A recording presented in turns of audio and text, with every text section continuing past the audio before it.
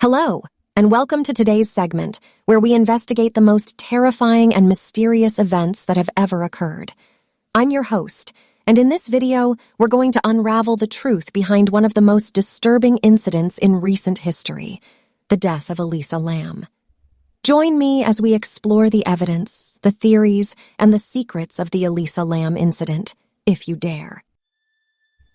On February 19, 2013, the body of Canadian tourist ELISA LAM was recovered from a large cistern atop the Stay on Main Hotel in downtown Los Angeles, where she had been a guest. She was last seen alive on January 31st and was reported missing by her parents on February 1st. Her body was discovered by a hotel maintenance worker investigating complaints of flooding and low water pressure. Lam, the daughter of immigrants from Hong Kong, was a student at the University of British Columbia, although she was not registered at the beginning of 2013. In mid-2010, Lam began a blog named Ether Fields on Blogspot. Over the next 2 years, she posted pictures of models in fashionable clothing and accounts of her life, particularly her struggle with mental illness. In a January 2012 blog post, Lam lamented that a relapse at the start of the current school term had forced her to drop several classes, leaving her feeling so utterly directionless and lost.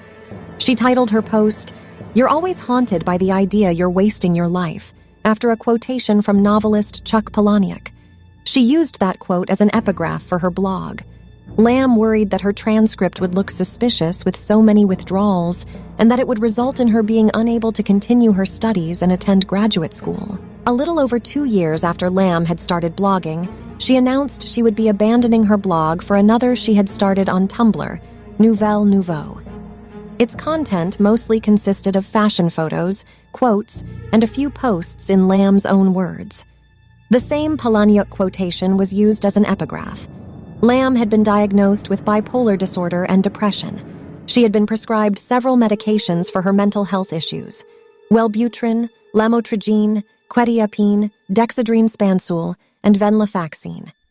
According to her family, who reportedly kept her mental illness private, Lam had no history of suicidal ideations or attempts, although one report claimed she had previously gone missing for a brief period.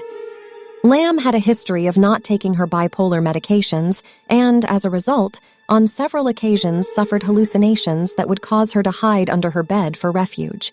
She was hospitalized at least once for one of these episodes.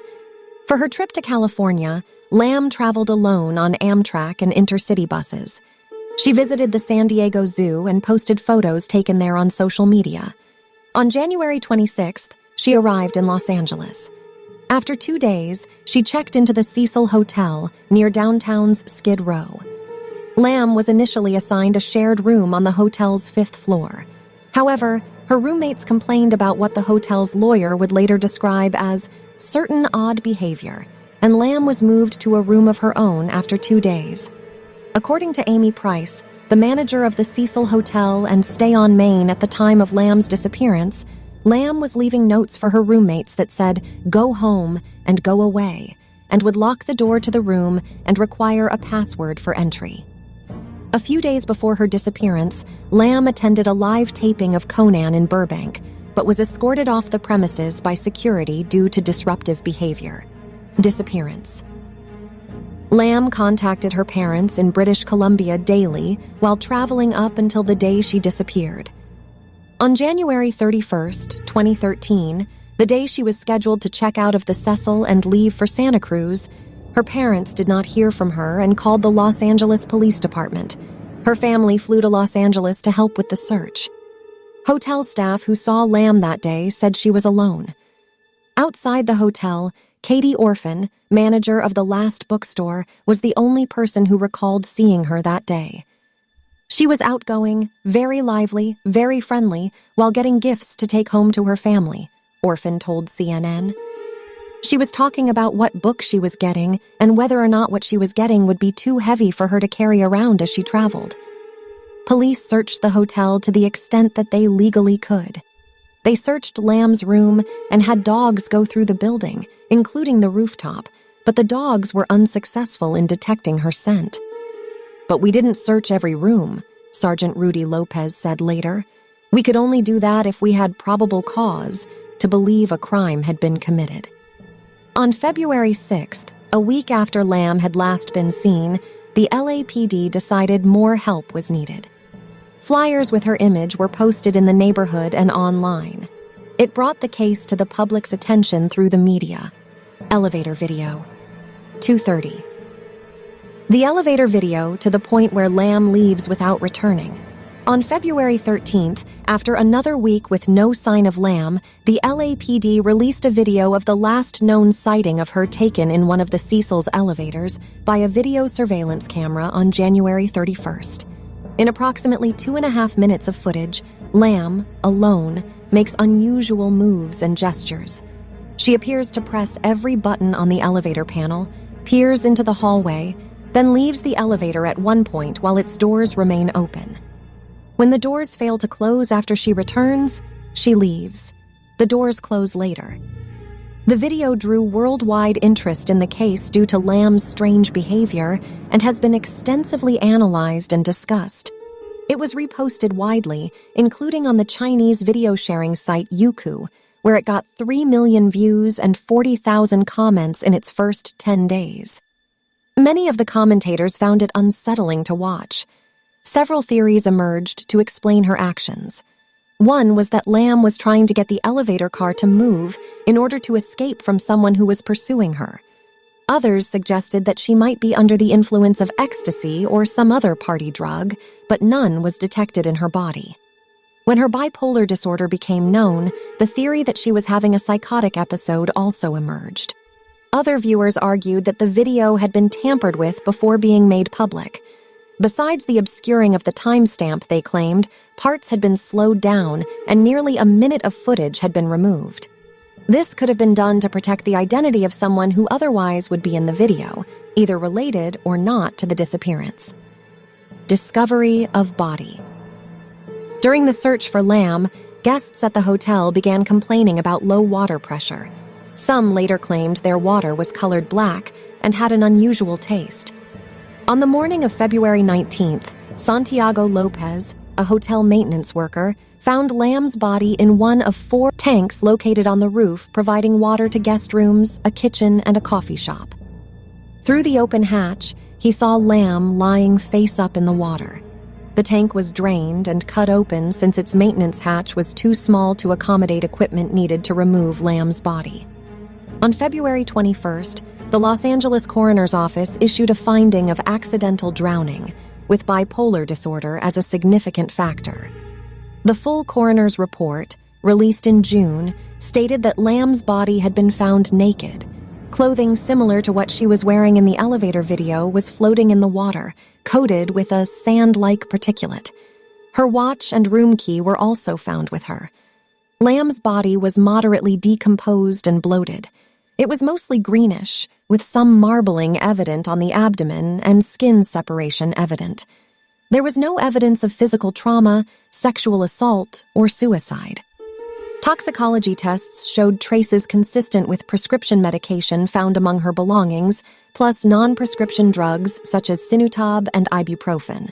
A very small quantity of alcohol was present, but no other recreational drugs. Investigators and experts have, however, noted that the concentration of her prescription drugs in her system indicated that she was under-medicating or had stopped taking her medications recently. Other issues.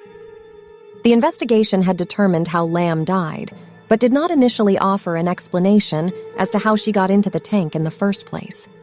Doors and stairs that access the hotel's roof are locked, with only staff having the passcodes and keys, and any attempt to force them would supposedly have triggered an alarm. The hotel's fire escape could have allowed her to bypass those security measures. Her scent trail was lost near a window that connected to it. A video posted to the internet after Lam's death showed that the hotel's roof was easily accessible via the fire escape and that 2 of the lids of the water tanks were open. Apart from the question of how she got on the roof, others asked if she could have gotten into the tank by herself. All 4 tanks were 4-by-8-foot cylinders propped up on concrete blocks. There was no fixed access to them, and hotel workers had to use a ladder to look at the water. They were protected by heavy lids that would be difficult to replace from within. The hotel employee who found the body said that the lid was open at the time, removing the issue of how she could have closed the lid from inside. Police dogs that searched through the hotel for Lam, even on the roof, shortly after her disappearance was noted, did not find any trace of her. Proponents of the theory that the elevator video shows she was under the influence of illicit drugs are not dissuaded by their absence from the toxicology screen, suggesting that they might have broken down during the period of time her body decomposed in the tank, or that she might have taken rare cocktails of such drugs that a normal screen would not detect. The very low level of her prescription drugs in her system and the number of pills left in her prescription bottle suggested she was under-medicating or had recently stopped taking her medication for bipolar disorder, which might have led to a psychotic episode. The autopsy report and its conclusions were also questioned based on the incomplete information. For instance, it does not say what the results of the rape kit and fingernail kit were, or even if they were processed. It also records subcutaneous pooling of blood in Lam's anal area, which some observers who suggested was a sign of sexual abuse. One pathologist noted it could also have resulted from bloating in the course of the body's decomposition, and her rectum was also prolapsed. The coroner's pathologists were ambivalent about their conclusion that Lam's death was accidental. Since her death, her Tumblr blog was updated, presumably through Tumblr's queue option that allows posts to automatically publish themselves when the user is away. Her phone was not found either with her body or in her hotel room. Whether the continued updates to her blog were facilitated by the theft of her phone, the work of a hacker, or through the queue is not known, nor is it known whether the updates are related to her death. So, that is it for today. Thank you so much for watching this video.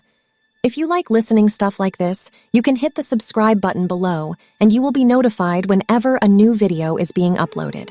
See you in the next one.